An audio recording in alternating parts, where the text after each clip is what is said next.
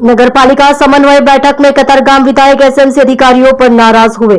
विधायक विनू मोरडिया ने समन्वय बैठक में अधिकारियों की खोली पोल। कतारगाम क्षेत्र के एक आवासीय क्षेत्र में अवैध कबाड़ गोदामों के बारे में सवाल उठाए गए।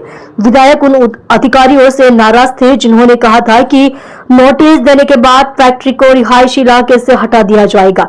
आवासीय संपत्तियों को ध्वस्त करने या सील करने के दौरान कोई नोटिस नहीं दिया जाता है।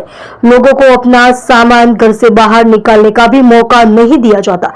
अवैध रूप से डंप किए गए स्क्रैप गोदामों के लिए नोटिस देने की क्या जरूरत है।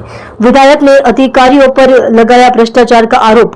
अधिकांश स्थानों पर भूतिया सुरक्षा गार्डों की उपस्थिति दर्शाने के लिए नगरपालिका की आलोचना की जा रही है।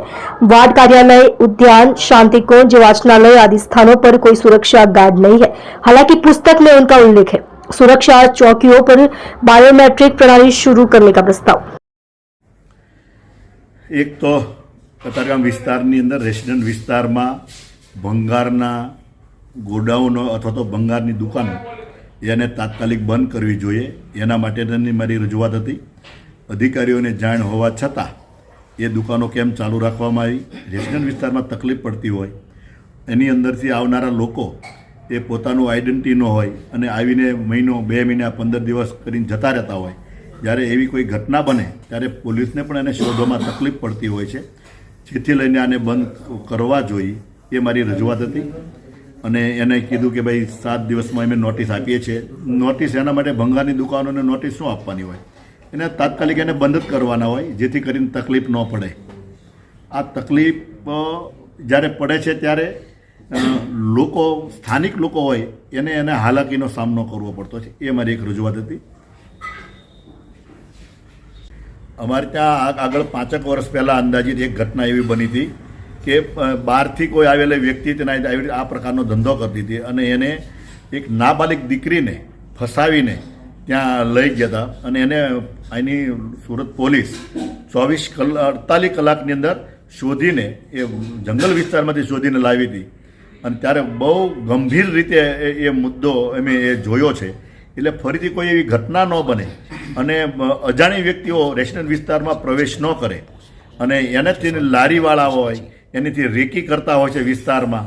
મારી તો વિનંતી એ પણ છે કે સોસાયટીની અંદર આ પ્રકારના લોકોને પ્રવેશ અંદર નહીં કરવા દેવો જોઈએ, જેથી કરીને આવી ઘટનાઓને ટાળી શકાય। સિક્યુરિટી ગાર્ડ જે કોર્પોરેશન જે કોન્ટ્રાક્ટ આપતી હોય છે, કરોડો રૂપિયાનો વાર્ષિક કોન્ટ્રાક્ટ હોય છે અને એવા સમયે જ્યારે આના કોર્પોરેશનની માલિકીની મિલકતો હોય છે ત્યાં સિક્યુરિટી ગાર્ડ સમયે નથી જોવા મળતા હોય, તો ફિટનેસ ન હોય, ફિટનેસ તો ન હોય પણ એ કોઈ પણ જગ્યાએ ગમે ત્યાં ખૂણામાં જઈને આરામ ફરમાવતા હોય। આ પ્રકારની ઘટનાઓ મારા ધ્યાન ઉપર આવી અને એને લઈને મેં રજૂઆત કરી કે આની ફિટનેસ તપાસ થવી જોઈએ, એની શારીરિક બરાબર છે કે કેમ, ચાલી શકે છે કે કેમ, એ યોગ્ય જગ્યાએ બેસવો જોઈએ।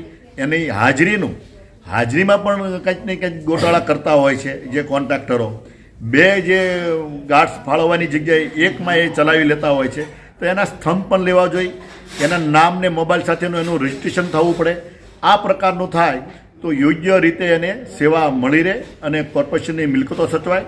વાંચનાલય, આંગણવાડી હોય એમાં પણ બેન દીકરીઓ, નાના બાળકોની સલામતી જળવાય, એ માટે થઈને આ કાર્યવાહી કરવી જોઈએ।